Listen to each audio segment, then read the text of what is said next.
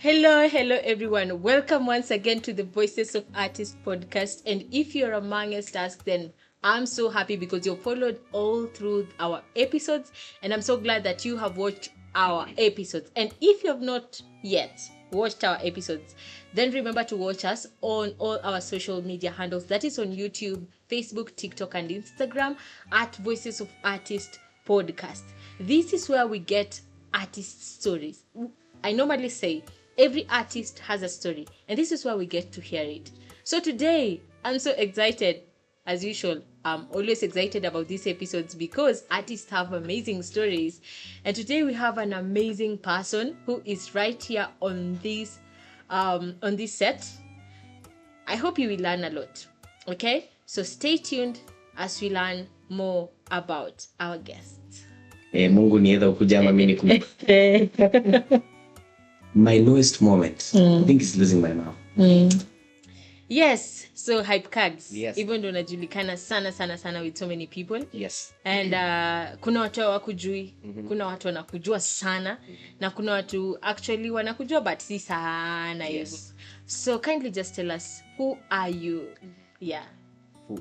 Nianze na jina za birth certificate. Yes, jina za Hello everyone. My name is Isaac Kagecha Mwangi. Hizo ndio jina za those are my official names. Okay. But I'm well known as MC KAGS or HYPE KAGS or KAGS the host. Okay. I'm a child of God.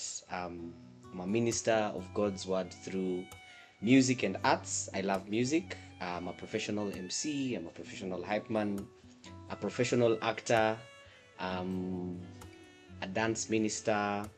So many things to do with music and arts. Okay. I think basically just around that. That is who I am. Yeah, so HYPE KAGS. Yes. I know for me, I knew you when you were into acting. That time Yes. you were in a stage play. You were doing a lot of stage plays. Yes. With Mr. Job Wesonga. Yes. Yeah, that is the first time I knew. So just tell us, how has your childhood been like? Utoto wako imekuwaje? My childhood has been, I think, it's a very interesting graph. Okay. Let me first of all, just a backstory. Let me talk about my personality because I think it builds up to who I am. I was very playful, growing up, very playful. Let's say in my early years, my primary life, I was playful and stubborn. Let me say, very stubborn. Wale watoto wanaambiwa, nimekuachia hii na hii na hii fanya, but then ile pressure tu ya your friends, you just want to go out and play. I used to love football. I used to play football sana. So I was so playful. I enjoyed just being around friends and people. So there was that, and then it changed, and I think you'll get to hear about it. But growing up, playful, social, and stubborn. Nimesumbua sana. Umekuwa kichwa ngumu. Nimekuwa kichwa. I think hata kichwa ngumu ni understatement. But yeah, I think it's because as you grow, then you get to discover also who you are. So ni kama una explore so many things. But I'd say I've gotten to be exposed to so much, both responsibilities but also kukua mtoto pia. My experience both zote. Yeah. So I think in a nutshell that is my childhood. I'd say. So wewe ni namba ngapi kwenu? Mimi ni number 2. Number 2. I'm the only boy between two amazing ladies. Yes. Okay. So pia nakuaga na kiburi fulani ndio boy child. Ndio kusema. Okay. But my second one. All right. Yes. So ukiwa mtoto, your best moments ukiwa mtoto wakati especially tuanze tu pale primary school. Yes. Your best moments zilikuwa kama gani? My best moments were, I think, getting to play. As I said, nime break a lot of rules. Getting to play, Going back to primary school, I think that is where I discovered my love for music. Something people don't know is I used to play the drums back in school. But unajua primary ni kugonga desk na mitungi na bucket. I've actually performed I think it was a parents, students, teachers meeting. Na pia ile function ya mwisho ya class 8. Hiyo ya yenye wazazi wanakuta kama prayer day. Nini vitu kama hizo. Actually played drums, quote in quote drums, but ilikuwa bucket while students were performing their special song. So, yeah, for real. I wish kungekuwa na videos, but well. But that is where my love for music started. Ilianza tu zile za wase wana vibe kwa class, then taanza kugonga desk nini vitu kama hizo. So I remember those moments were amazing. Just doing that, attending functions, and I think my social life back then was really amazing. Weirdly, I enjoyed the whole idea of breaking rules here, both in school and at home. Yeah. So what is the craziest thing you ever did? Kuna so many stories. What is the craziest thing? Ama tu ile kitu ulifanya ni hadi wa leo nasemanga hapo nilikuwa pala, hapo nilikuwa mjinga sana. Kuna mingi. Time I think nimerudia mara kadhaa. I think there's a time ile umeachia responsibilities. Mambo make sure umeosha vyombo, osha nyumba, pika. And then I decided wacha niende nicheze cause unajua tu madhe atarudi jioni. So when you're playing and then we're in a build up to you're playing, unaenda kutembelea mabeshte, watch movies. Nikafanya makosa, siku realize time imesonga. Nimetoka kwa nyumba 9. And then by the time namaliza watch movies, nimekaa kwa nyumba, you don't even notice it's already 6-7. And then it hits you. I need to kuosha vyombo. Sijafanya anything. I remember there are moments where I used to do it so fast kama flash. I think upon the experience but kuna masiku nilipatikana na nikapigwa vita. I also used to love I was a sweet tooth. So kuna moments zenye nilikuwa nadanganya zile shops ziko huko home ati nimetumwa na madhe nichukue hii atanipa. So kuna kifanya hivyo wiki mzima. I used to pick lollipops, fudge, jiko nakumbuka fudge. Nakumbuka. Naenda naambia because nao walikuwa najuana. Naambia nimetumwa na madhe nichukue hii cause umetoka shule manzi uko cha. Nimeambia nichukue hii, madhe atakamkulipa. Nikafanya hivyo wiki mzima kwa mpaka nimechukua mayai. Serious? Anaenda unaenda kuchukua mayai sasa unapika ama unaenda kuchukua? Pika. Manzi after 1 week, madhe anaambiwa bill. Kwanza anashanga, mimi sikutuma. But then mothers being mothers, she was kind enough. But kuna time nilipigwa vita. So you have been raised by a single mom? Yes, from class 4. Because that left around that time. Then we reconnected or died, but I've been raised by a single mother. Oh. Yes. Okay, so your dad left alafu akarudi kwa high school ama hata umemaliza? 2016 when my mom passed. Oh. Yes. Now it's getting interesting. Yeah, it's getting interesting. Okay. So primary school yako? Okay, ukiwa bado niko hapo primary school. Yes. Because I know so many people discover most of their talent in primary. Yes. Wengine wana discover their worst demon bado in primary. So when did you discover that? What was your first talent and you discover na ulikuwa sure mimi hii ni talent niko nayo? My first talent to discover interestingly was playing drums, but sikuibeba na uzito. It didn't have a lot of weight. The talent I discovered na nikabeba na uzito was dance. Dance nilidiscover from class 4. And I discovered through my older sister. Okay. So we used to jam tu kwa nyumba. Muziki nacheza kwa TV, the beats. Yeah. There was another show, something teens ilikuwa inakuja kwa, I don't know if it's KTN. So we used to enjoy music on Saturdays and Sundays, so we would dance. So ndio musema she's the pioneer. The pioneer, she's the master. So he would dance and then me, I would just follow through. So me na dance and I didn't realize that I'm so good at it, but she saw it. Hey, you are so good, you should. So there's a day tumeenda showground. And showground was showground. Yeah. Tumefika kwa ile stall ya coke. And ndio walikuwa napeana prizes and then they were like hey, tunatafuta mtu hii anaweza dance nini vitu kama hizo. And then the MC interestingly akanipoint mimi. Nikajambia bana, I've been practicing for this day. Mimi ni guru. Nikapanda stage. Hey, let me tell you, I nearly perform. Wow. And at that time too, excitement nini, but kumbe my sister was just preparing me. So that was the first time I really discovered and she affirmed me that actually this is a gift you have. This is a gift, or this is a talent you have. And you need to keep nurturing it. Because dance mi huifanya effortlessly. I don't struggle. But at that time I didn't notice. I noticed baadaye. So after that period, I stopped. Really stopped dancing? Nikabaki kwa story ya music. I used to love listening to music, playing the drums.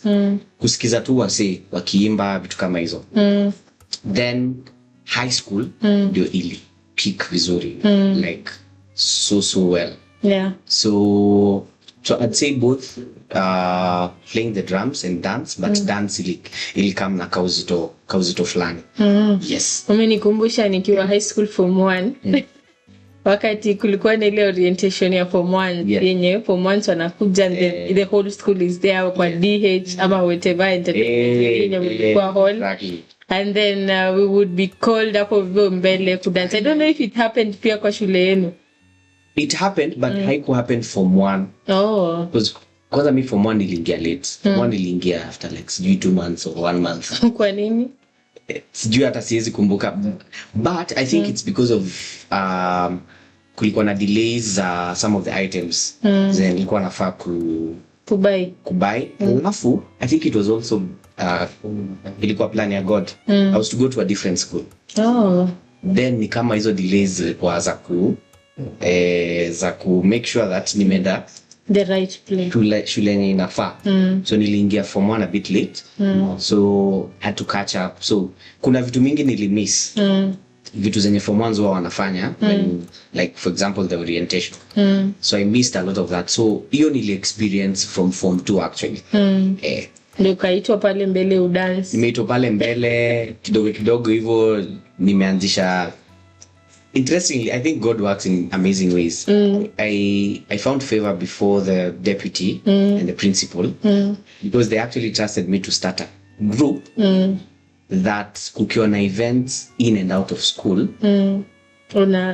Inaitwa. Ushaiandikiwa tunataka live out for more than nini. Ya kwenda out of school. Na matron wenyewe wanakuita kwa ofisi wanakuambia ndio hii form tumekuandikia, go for this event. Actually one of my best events in high school was really happen up. Serious? Yes. Mlikuwa mmekuja kufanya nini? Ilikuwa event ilikuwa imepangwa na Sarakasi dancers and Sauti Sol. But Sauti Sol didn't make it. So that was my first interaction with Sarakasi. Specifically the choreographer Edu. And I think we exchanged contacts because nilikam kulikuwa na workshops mob, but then sasa kulikuwa na hiyo part entertainment. Kama kawaida mkikam na shule wanajua huyu ndio dancer wa shule, so unaenda pale una show off. Yeah. So dance group yenu ya shule ilikuwa inaitwa aje? How you don't remember? Mimi nakumbuka kulikuwa na ground shakers, sijui kulikuwa na sijui alikuwa anaitwa nani. Itabidi tu nimeenda kuuliza my friends. Actually one of the people sasa this is a whole new story. Okay. I met Kogi in high school. But sasa alikuwa nyuma. From 1 by then I was in form 4. So when I started the group, nikitoka high school nilimwachia yake.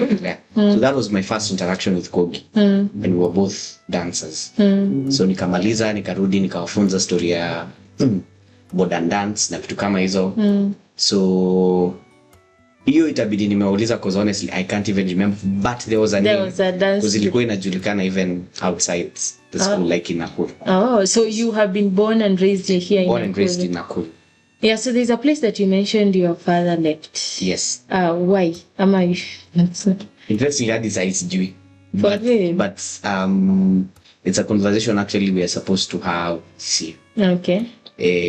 Because it has taken a lot of reconnecting, forgiveness, kama hizo. Because go ile place ya haujui ni kwa nini. Yeah. Na unataka kuunderstand. Kuelewa, because now you're like ni story yake na madhe. But definitely it affected us because ameenda tujui form, just receive calls from him. So aside to kosa we talk, but it's a conversation we're supposed to have. All right. Before mwaka ishe.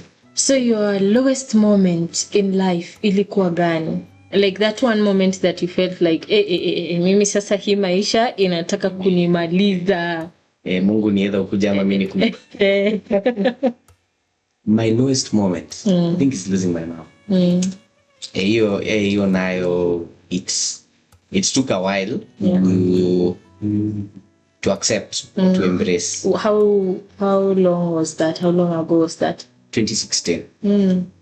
2016, but actually I came to terms with it after almost 4 years. My mom alikuwa, you know, those relationships, you know, son mother relationship that inaka friendship, like you'd talk in between the day, mtaongea kama mara 5-6, and she would call you for kuuliza tu literally anything, you know, big story, big emotion. So we were very close. So akagonjeka, I think 2016, going back. Aligonjeka for like 2 years before she passed. So pia kulikuwa nako ka season. It was so crazy. Not trying to understand what's going on. She's ameacha job. Mwili imeanza kufifia and things like those. So bado tu you have hope to be okay. And then boom, that happened. So in a way pia I was not ready, and then at that time we were not in good terms. Kuna vitu zilikuwa zina happen. Mlikuwa mna clash sana. Kuna clash sana. At that time pia nimeanza job, so pia ni kama kakiburi kameingia, you know. Kuna kapesa kangu. Yeah. And then on the flip side, I was up on the adulting period. Because I was holding a lot of responsibilities, taking care of her, taking care of our last born girl, taking care of my older sister, because at that time she was expecting, so she's not working. Mzae hayuko active, you know, so there was a lot. Yote ni kama imepailia. So kulikuwa na so many changes that akili yangu haikuwa take it vizuri. I was not ready. Yeah. So it took a while. Actually kuna moments zenye like that 20s, because we buried her in December 16th, 26, I can't remember, but somewhere there. 2017, there are moments where I would find her contact na mpigia. And then nanihit siku yangu tu inaharibika tu kabisa. So it took a while. Hiyo mwaka, and then after 4 years, with the help of friends, an amazing support system, kanisaidia to just move on from that. But so that time ulikuwa umemaliza high school? Yes, nilimaliza high school 2014. So that's 2 years after. Ulikuwa ulijoin campus? No. Okay. I started working like 1 year after, because now I had to work so that I take care of your siblings, all this. Okay. So I didn't get a chance to join campus at that time. Right. So I actually I'm planning to do so.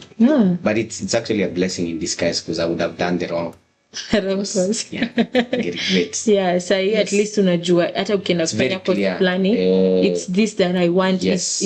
Hii ndio mwelekeo I'm taking. Yes. the one thing that someone has ever told you, inaweza kuwa about your art, inaweza kuwa about your life generally. One thing someone has ever told you that ilikukrush sana. Because I remember, acha nianze na yangu. There is someone nilikuwa na, I participated in the rough competition, you remember? Yes. So your time, mimi nimetoka huku, si nimepita, nilipita hii ya Nakuru. It was up pale sit-up. So mimi nimetoka nikaenda ya Nairobi. So hiyo saike nimeingia Nairobi sasa ninaenda kukanyaga kila mtu kwa vibe dance. Siku anza hata nilianza like the first like I think 1 minute and then it was stopped. And then nikaambiwa focus tu na comedy. Wachana na dancing. Focus na comedy. So that thing that someone has ever told you and it almost crushed you, but it did. Nini? I'm trying to remember. Interestingly, all the competitions I've participated, I've never had a very bad comment, but there are so many. Trying to remember one. Kuna kadhaa. Ama tu kitu mtu ashai kukuambia tu mpaka ukashangaa huyu kwani ananichukiaje? Kwani ametumwa na nani?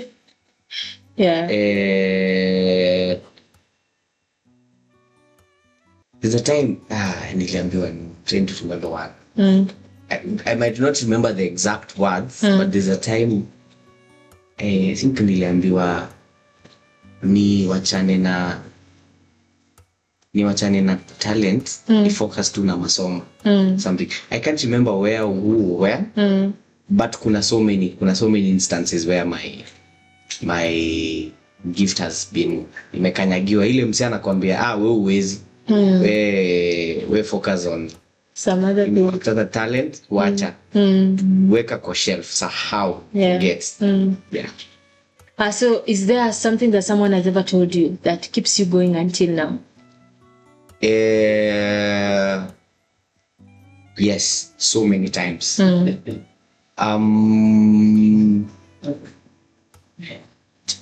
Actually, my biggest affirmation imetoka kwa specific people. So many times nimeambiwa let me call it my skill in public speaking is very unique and effortless. I think the word effortless imekuja so many times. Na ika ile stamp ya enyewe ini story ya God. Like you are so good at what you do that you do it so effortless, and that God is working in you even when you're not seeing.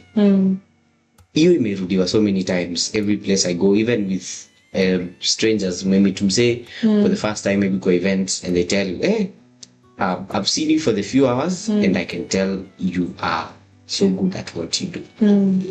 So I think yo ilifika mahali utembea tu na courage fulani hata watu waelewa. Such confidence that niko in the right lane. Okay. And I'm doing what's supposed to be done. Yeah, and have you ever experienced an emotional breakdown on stage? Hey, yes. What happened? I'm sure you're not talking about worship at ile what you do. Emotional breakdown. Yes, positive and negative. Negative ile the crowd is ushaipatana na crowd yenye manzi haitambui kitu. Ni kama hata huyu kwa asimameni umekaa hivi. Wanakuangalia na shangaa. Sauti yako tu inagonga hivi inarudi na kurudia. So negative, yes, I've experienced that. Yeah. Positive, yes, also. Unaenda place unapata tu reception nyingine hata you're like wow. Huku like was hakuna msee anakujua. But they welcome you in an amazing way. Is there any other emotional breakdown-ish? I think naweza categorize hivyo. Unless maybe kulikuwa na anything very sad or painful happening. I think I have. Are there moments on stage that you've ever wished your mom was there? So many up to today. For real? Actually, every time I post something, or interestingly, tasemaga fast forward, rewind. A few years later, when we were just sitting down with her, she told me that she was actually part of music. She loved music back in high school. So she was a big lover of music and dance. And then she was social. Mi make joke ya nikitembea na msitao salimia karibu kila mtu. Then I realized kumbe I picked so many things and habits from her. Music, the social part, and the dance part. So just before high school, before historia dance he come up tena, she used to really fight it. Like unajua tu ile story ya wazazi, mimi nataka ukuwe daktari, lawyer, engineer, pilot, president, you know, kazi ziko na uzito.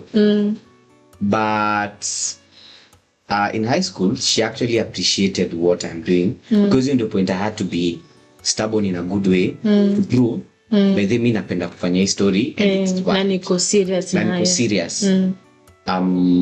So I had to, at that time sikuwa nimeingia kwa Kristo vizuri, sikuwa nimeelewa.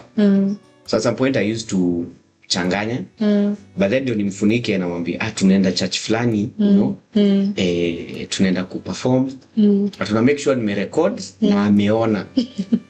So it took a while, but finally akakubali, and I'm guessing by the time alikuwa nakubali, I think ilikuwa intervention ya God, ile amepea tu amani. By the this is what he loves doing. So she actually alinipea blessings zake at some point, and she would support me. So fast forward to now, every time I would post, my sisters would react on me. Akizaona how serious this thing has gotten, she would be really so happy. So there are so many moments, so many projects nimefanya mjembe. Kama angekuwa, she would be the first person to actually cheer me and show up, and I would love her to be there and see whatever I'm doing right now. Something that I didn't imagine. It come to this extent, and it blow up in this way. Yeah. So yes, every now and then, every event, I always think about it. That's good. So you've really grown, by the way, in terms of your hyping skill. Like I told you, mimi nilikujua ukiwa kwa acting. Yeah. I didn't really know you ukiwa kwa hyping. Hiyo time sikuwa nimeanza. Yes, uko umeanza kuhype. But say you have really grown sana. So what have you been doing? Unajua kuna ule mtu mwenye ako pale chini ako like sasa mimi hata like I maybe they don't have even parents, they don't have anyone, the relative is not even supportive, or the guardian is not even supportive. Yes. And they're like ama hata sifai kufanya this thing. So what things did you do to be who you are now? Number one, I'd say I think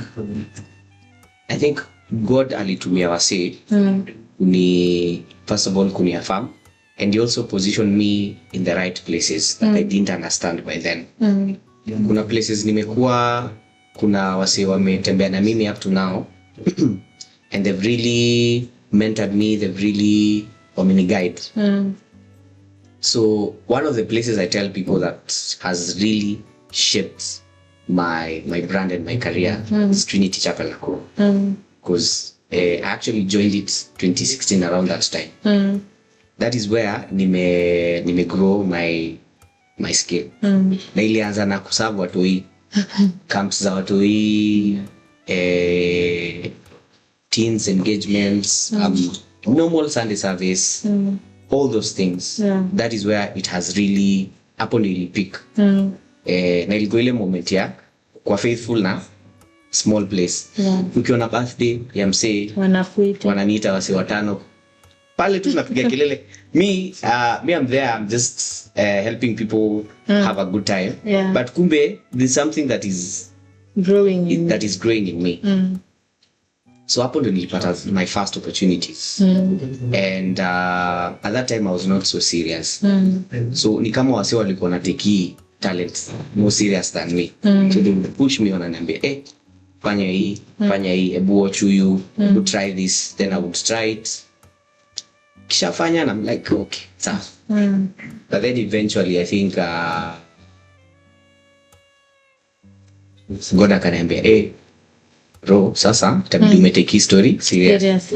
So self initiative, you need to put in the work. Though usi depend on wase wenye wanatembea na wewe wabebe hii weight ni kama ni see how it's actually yours. That's called you to do 1 2 3 things. So I had to be faithful with there's so many opportunities nilipewa. Then I think from 2018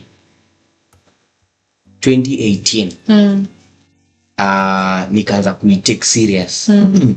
So I would do research on one of the best MCs, hype men, nita watch videos, nitafanya research, what it takes to be a very good MC. And then in between all that, nikakuja kulearn history ya, what is my niche, what am I so good at as an MC or as a hype. So nikasema, hii ndio kitu naweza fanya vizuri, and I'm going to stick to it. The beauty or the blessing about all this is that I'm very musical. Like I love music. So vitu tu zilikuwa zina align pole pole. It came so easy. Ilikuwa tu ni ku-fit the puzzle one by one until the whole picture comes to play. So I'd say people have really helped me. But also ilifika mahali I had to put in the work. So nowadays every opportunity I get every day, iko ni research, iko ni article, iko ni msee ameandika something, a book, I will really take time to read, then use it to apply it to what works for me.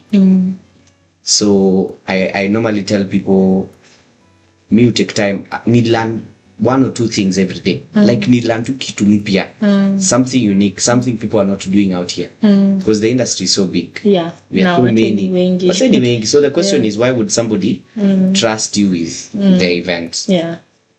So I take time to learn each and every day. The small details, the big details, iko ni mic techniques, iko ni what to say, how to say it, every detail, So ninajipush. In fact, mi ujiambia every time nafilikana nimefika, nijiambie bado ndio nimeanza. Just starting. So nisijipate any place where I'm comfortable, ama nimeingia comfort zone na feel ni kama minister. Like no, just starting. Kuna wase wanoma zaidi. Kuna wase wana comment they'll. So I've been very intentional about building skill, and kuelewa specifically who Kags is, and what is different about me from every other person mwenye anafanya kile nafanya. So every opportunity I get, every place I get to go, ikwe ni wewe, you're doing an event. I tell people sometimes you don't have to be kwa stage zote.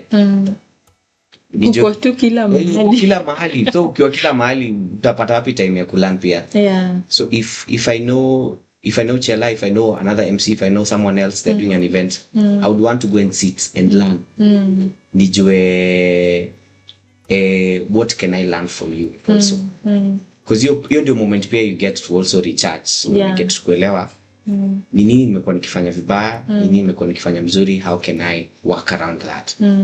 So right now I'm very intentional to learn each and every day, by sitting down and definitely praying, and watching, reading, but also exposed to different events, different engagements.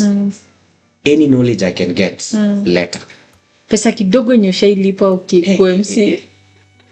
Najua mimi kuna siku nishaenda kwa MC harusi nikaambiwa niliambiwa kwanza sadaka tulitarajia haitoka hivi. Inakuaga story. Yeah, so wewe the lowest amount of money ushailipwa ni how much? I think hata before tufike kwa money, the lowest appreciation nishaipata ni kuambiwa God bless you. Mungu akubariki. Na sio ulikompiga the whole day? Yeah. That time when ni amateur, so uelewi hizi vitu, like hauna hata documentation. Hauna documentation hata, you know. So you're excited. Kwa excited umepewa platform. Yeah. Unaenda unapiga kazi kuliko hata mwenye amelipa. Unapiga kazi hata kuliko service providers wote. Mwenye amelipo the highest. Ametumiwa retain na deposit. At that time unajua deposit ni nini? First I think that is easy. I think ilikuwa toke. Kama si so mbili ni so tano. So mbili. But wewe ulilipwa mingi kidogo. Ulilipwa mingi? Yeah. You should 50 bob. Na pikipiki hadi huko ni how much? Wakakutumia kwa M-Pesa na kwa asante sana.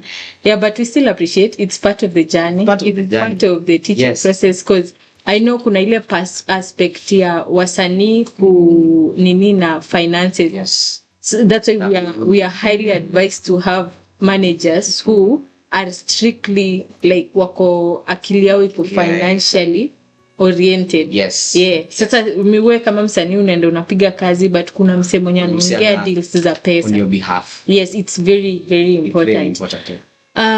What has been your source of inspiration? Or what motivates you to keep on doing what you do? I was telling someone yesterday, there are three things that drive my whole life. Ikuwe ni kazi, ikuwe ni ministry, ikuwe ni social life, ikuwe ni family. I'm one person who loves bringing joy and love around people. Like just being kind and caring. Place nitaenda, unasikia wale wase the life of the party. Imekuwa mimi every place, like you'll bring the energy. But most importantly, can you leave people happy and full of joy? Mse mwenye amekam na issues toke pale manzi amefurahi out of what they've experienced from your work. So what inspires me is the fact that I can do that, and kuna mse anaweza experience healing and za kuwa restored na kazi yako. Useme tu kitu fulani ama ufanye kitu fulani acheke ama dance, you know, and they live there, they feel hopeful. So the fact that I'm so passionate about that, it drives me to do it again and again and again every time I do whatever I'm doing. But also I think the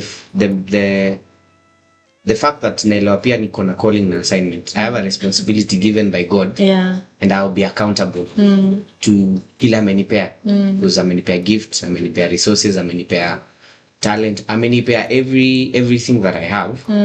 And I need to be faithful. I need to be niko na responsibility fulani. Kila siku. Ya kufanya chenye umeitiwa fanya. Nafaa kufanya na nisi miss out. Ni kama unajua God anakuaga na wase. Umejifanya hapo ati unaringa ati kumbe ni sawa. Itapea mse mwingine na utaona akifanya exactly atafanya better, you get. So that really nanipega uoga, you know. So but the fact that I know there are people who will experience love, experience joy ya God, experience healing because it's from God through my life, then I am motivated. I am, in fact, me feel tu na feeling tu ni kama mwili yangu unatetemeka tu, yani na excitement. I want to do this because I know at the end of the day something amazing is going to happen.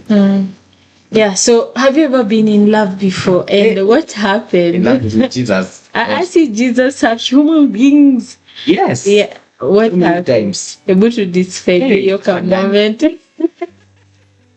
Wow. Ile tu love moja yenye ushiko in love yenye yani unakumbukanga mpaka sahii? Maybe inaweza kuwa ikuwa kama iliwork or reverse, but that kawan person. There's one I think ilikuwa after high school. We met in high school. Monkey. We became very good yani unaga ile friendship ya ile sure ile genuine madhe ilikuwa effortless. Yeah. So we became friends for a while. Then after high school tuka reconnect and we were like, see, story tunaweza ipeleka to the next level. Tunaweza i-advance. Sasa tukamwona sawa. Sasa hii ni ile unajua zile moments zenye they mko in love, new best and then ime level up. Yeah. So mnaongea text. Mkosagi story. This due by the zongia the whole day manze, unazonga literally about anything and everything. Yeah. So that one to be honest, I was so sure hii nayo inaenda mahali. Till death do us part. No? Ile maswearing stone nafanya. Yeah, mpaka mko na watoto, majina ya watoto, mpaka harusi mmepanga nini, mnajua mahali mtaishi. So that one, to be honest, it was like we did nothing wrong. Everything was right. But now kulikuwa na kizungumkuti fulani. First of all, she's in Nairobi. I'm in Nakuru. And at that moment, I didn't realize I don't do well with the distance. At that time, it wasn't a thing. So radio ikakuja to hit baadaye. Unaongea kwa simu, but you're supposed to meet because that physical interaction is very important. So ikaanza kukua na story mingi, especially on that side.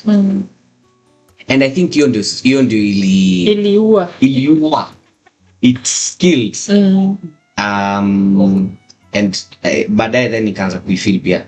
So ikaanza tu kuleta frustrations fulani za kama historia ya distance imeanza kuleta issues. Ikaanza kuleta issues. So hami pale bado I'm very hopeful. Mrembo kumbe alikuwa shaenda. Alisha throw in the towel. She ended things. Yeah. So that one hiyo na ilikuhit vibaya. How long had you been dating? Okay, kutoka mko mabeshte hadi mdate mumalize your relationship poishe. How long was that period? Hiyo tunaongelea from 4, that is 2014.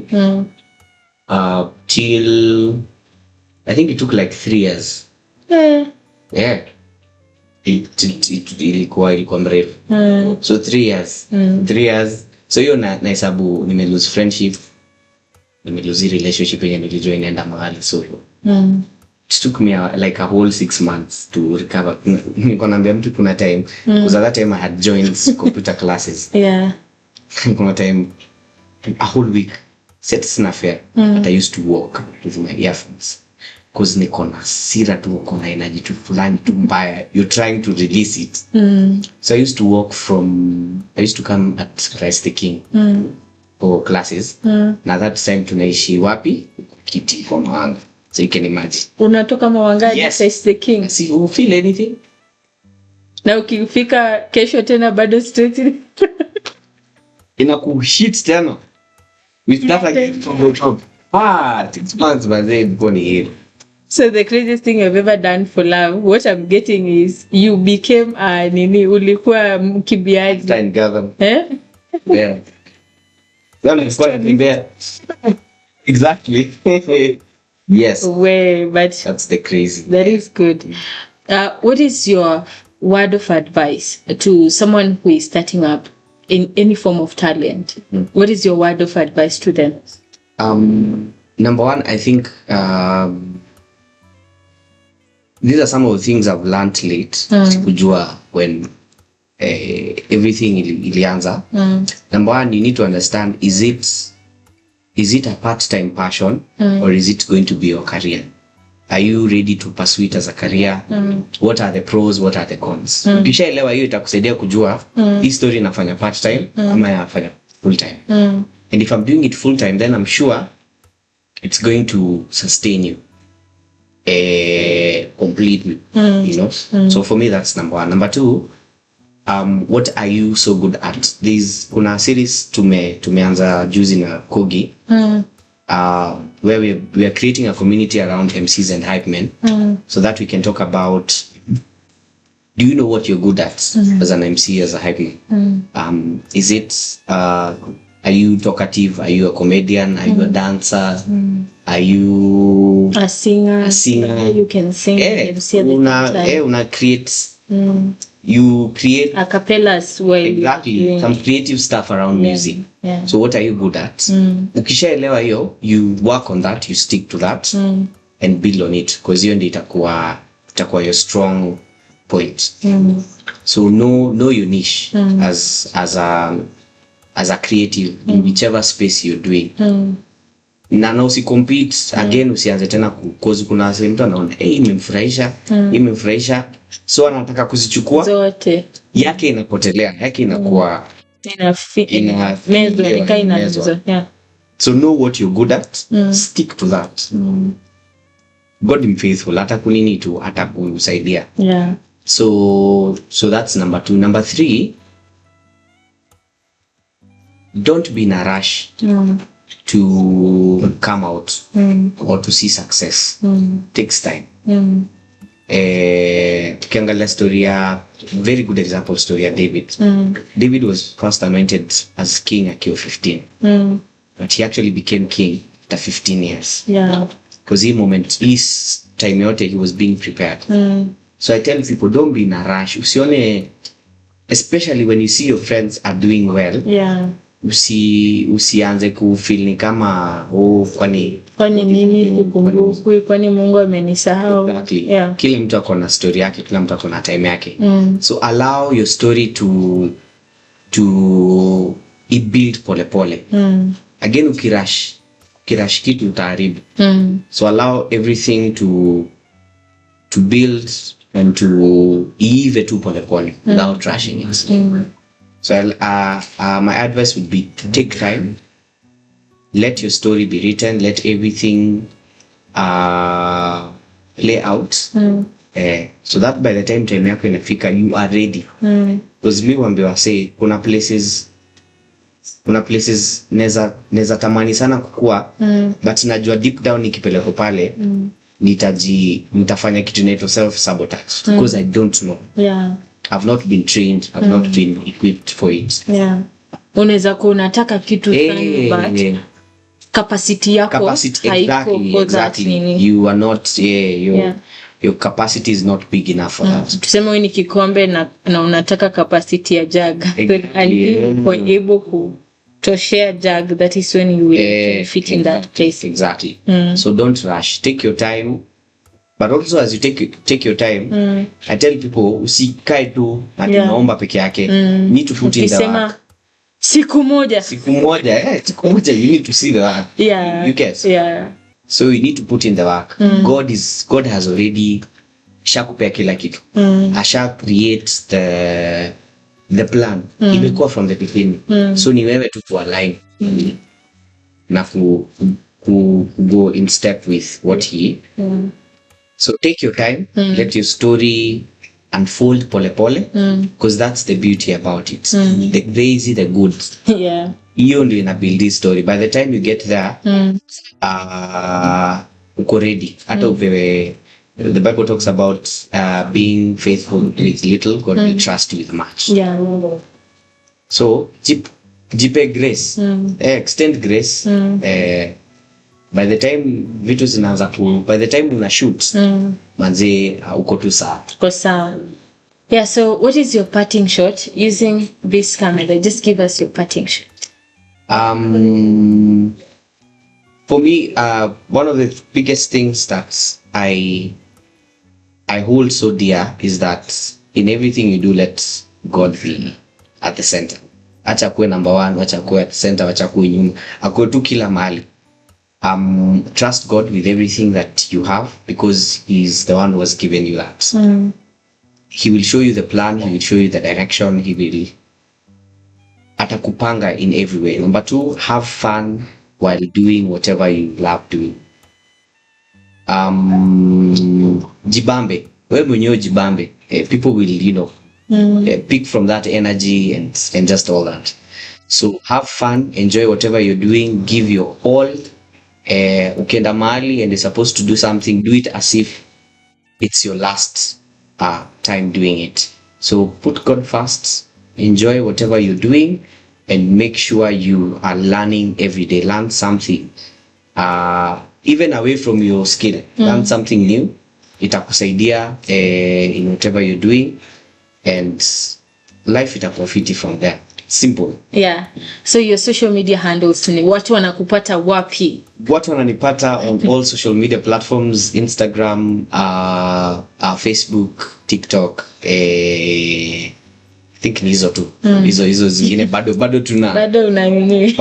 tunaangalia maneno. So you can find me on my social media platforms at HYPE KAGS. This is HYPE KAGS. But also I'm part of different companies or organizations. We have a company events called Kags and Kogi Entertainment. You can also get to see our work on all social media platforms. And let's work together, let's link up, let's tujengane. Yeah, kabisa. Yes. Thank you so much. Thank you so much, Stella.